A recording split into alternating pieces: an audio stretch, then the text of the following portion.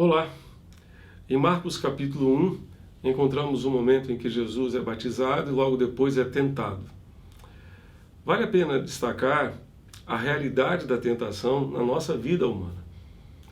Se a tentação tem esse aspecto externo, porque somos tentados pelo nosso adversário, que tenta colocar pedras de tropeço na nossa vida, no nosso coração, na nossa mente, para nos desviar do propósito de Deus, para nos fazer cair na caminhada da vida com Deus, temos um outro aspecto da tentação do qual não temos como fugir, que é o aspecto interno.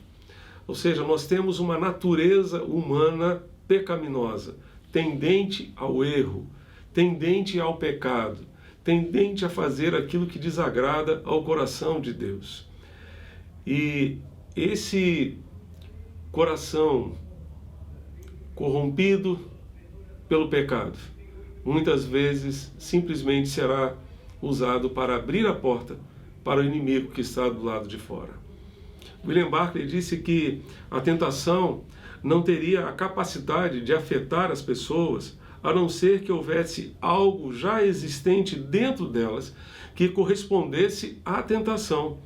O pecado não poderia obter nenhuma vitória na mente, coração, alma e vida do ser humano, a não ser que houvesse um inimigo dentro, disposto a abrir a porta para o pecado. A carne, a nossa natureza carnal, é exatamente o meio pelo qual o pecado invade a personalidade humana. A carne, portanto, essa natureza humana, é como um inimigo do lado de dentro que abre o caminho para o inimigo que está forçando a porta, que está batendo a porta para entrar e fazer o estrago que somente ele sabe fazer. Certamente nós precisamos pedir a Deus que trate o nosso coração, que trate o nosso ser interior, porque ele pode, infelizmente, abrir a porta para o inimigo que está do lado de fora. Por isso precisamos investir cada dia mais no nosso relacionamento com Deus.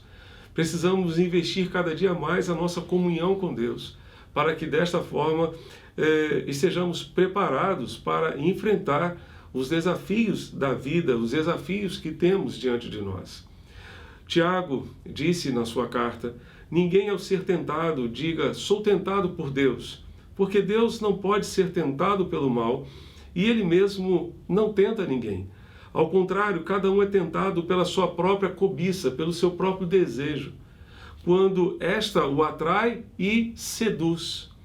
Então a cobiça, depois de haver concebido, dá à luz o pecado, e o pecado, uma vez consumado, gera a morte. Nós somos então seduzidos pelo pecado.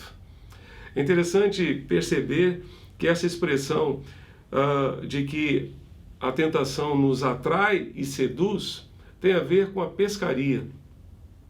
O pescador lança o anzol disfarçado de uma isca, seja uma isca de uma minhoca ou qualquer outro tipo, mas a verdade é que o peixe não percebe que por trás daquela comida está a morte.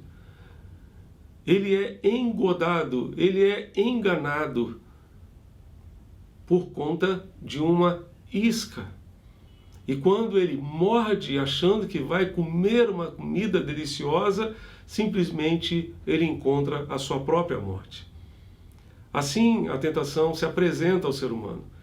Não haveria nada que conseguisse atrair o ser humano se não houvesse dentro dele algo que correspondesse a essa tentação do lado de fora. Precisamos pedir a Deus que trate o nosso coração.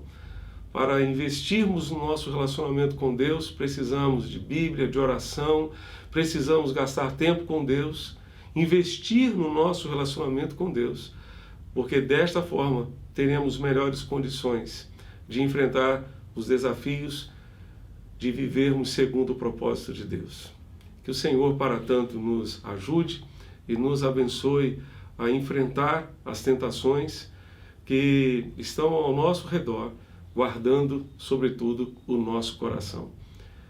Vale a pena lembrar de Salomão quando disse que sobre tudo que se deve guardar, guarda o teu coração, porque dele procedem as fontes da vida. Guarde o seu coração, guarde os seus pensamentos, guarde o seu interior para Deus e pela graça de Deus. E desta forma você terá melhores condições de enfrentar as tentações que estiverem ao seu redor. Que Deus para tanto nos ajude e abençoe. Amém e amém.